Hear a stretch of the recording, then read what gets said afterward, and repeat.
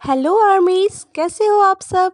तो आर्मीज, आज हम बात करेंगे बीटीएस मेंबर्स के सैलरी के बारे में।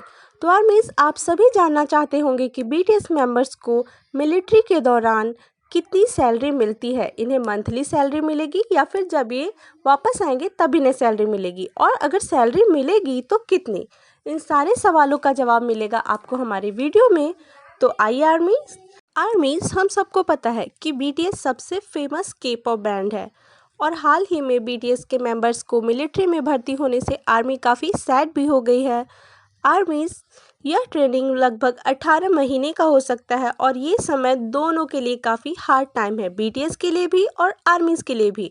लेकिन आर्मीज अभी भी एक अच्छी वापसी की उम्मीद लिए हैं, क्योंकि ऑल बीटीएस आर्मी पेशेंस के साथ 2025 का वेट कर रही है जब बीटीएस वापस आएंगे। तो आर्मीज, आइए हम बीटीएस के मिलिट्री ट्रेनिंग की तरफ रुख करते हैं और मिलिट्री ट्रेनिंग के दौरान अपने आइडल्स के जीवन पर एक नज़र डालें। तो आर्मीज, एक फायर्ड क्वेश्चन के साथ शुरू करते हैं कि बीटीएस को वास्तव में कितना सैलरी मिल रहा है। कोरियन गवर्नमेंट बीटीएस को कितना मंथली सैलरी दे रही है। इस वीडियो में प्रत्येक मेंबर के सैलरी और मिलिट्री ट्रेनिंग की इंफॉर्मेशन है, इसलिए बीटीएस की मिलिट्री ट्रेनिंग की इंटरेस्टिंग दुनिया में जाने के लिए तैयार रहें। तो आर्मीज, बीटीएस बॉयज़ भी अपने देश के आम लोगों की तरह देश की सेवा कर रहे हैं, और सभी मेंबर्स अभी अपनी मिलिट्री ट्रेनिंग में दिए गए टास्क को पूरा करने में बिजी हैं, जो कि उनको बेहतर बनाने के लिए करवाई जा रही हैं। आर्मीज, ट्रेनिंग के दौरान बीटीएस की सैलरी कितनी है। तो आर्मीज, कोरिया के इस रूल के अनुसार चाहे कोई भी सुपरस्टार हो, उन्हें साउथ कोरिया में मिलिट्री में जाना अनिवार्य होता है। ये रूल है कि प्रत्येक स्वस्थ युवा व्यक्ति को 18 साल के बाद एक बार मिलिट्री में सेवा देना ही होगा, लगभग 21 महीने तक, और इसी वजह से बीटीएस को भी छूट नहीं मिली और उन्हें मिलिट्री में जाना पड़ा। हर किसी को 30 की उम्र पार करने से पहले अपने लाइफ में एक बार मिलिट्री ट्रेनिंग करना होगा। आर्मीज, हम सभी जानते हैं कि बीटीएस अपने करियर के टॉप पॉइंट पहुंच चुके हैं, और इस समय यह फैसला लेना उनके लिए बहुत कठिन रहा होगा कि इस समय वे अपनी अचीवमेंट को रोकें और मिलिट्री ट्रेनिंग में जाएं। लेकिन उन्होंने फिर भी यह फैसला लिया और अपने आर्मीज को कुछ समय के लिए अकेला छोड़ मिलिट्री ट्रेनिंग में चले गए। ज्वाइनिंग से पहले आइडल्स ने अपने लाइफ के कुछ पास्ट मोमेंट को याद किया, आर्मी के साथ लाइव भी आया, और यह इतना इमोशनली था कि ऑल बीटीएस आर्मी रो रही थी। आर्मीज, कोरियाई सेना अपने सैनिकों को रैंक और अनुभव के बेस पर ही उन्हें सैलरी पे करती है। इस ट्रेनिंग में कई सेवाएं, मिशन और अपॉर्चुनिटी शामिल है।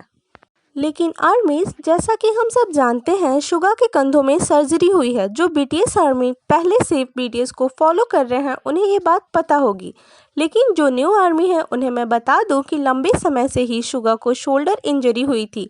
डेब्यू से पहले 2012 में ही शुगा को शोल्डर इंजरी में काफ़ी दिक्कत हुई थी, जिसके बाद उन्होंने इसकी चेकअप कराई थी।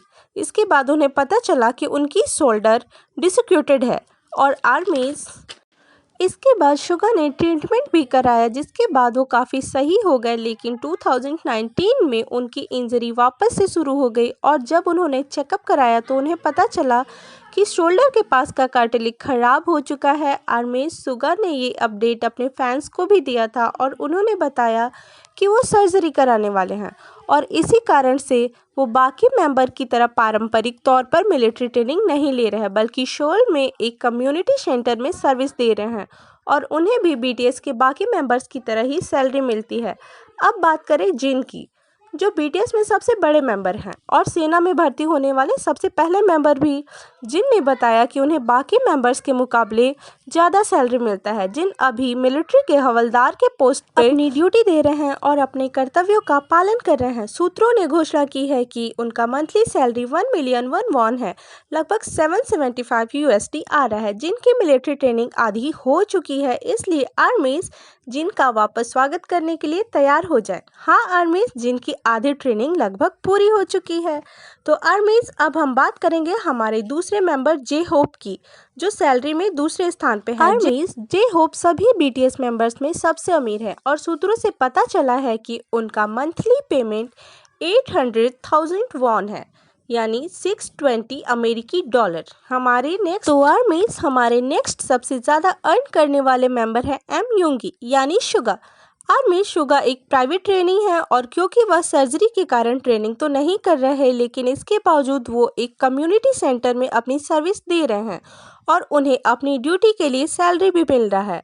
और बताया गया है कि उनका मंथली सैलरी 680,000 वॉन लगभग 527 अमेरिकी डॉलर है। तो आर्मीज बीटीएस बॉयज़ अपने देश के लिए मिलिट्री सर्विस देने में बिजी हैं। हमने पहले ही जिन, जे-होप और शुगा के मिलिट्री सैलरीज के बारे में बात कर लिया है, लेकिन आर्मीज जैसा कि हम जानते हैं कि हमारी बाकी के BTS members RM, Jimin, Jungkook और वी ने बाद में मिलिट्री ज्वाइन किया था। इन 4 आइडल्स ने अभी अपना बेसिक ट्रेनिंग एडवेंचर स्टार्ट किया है।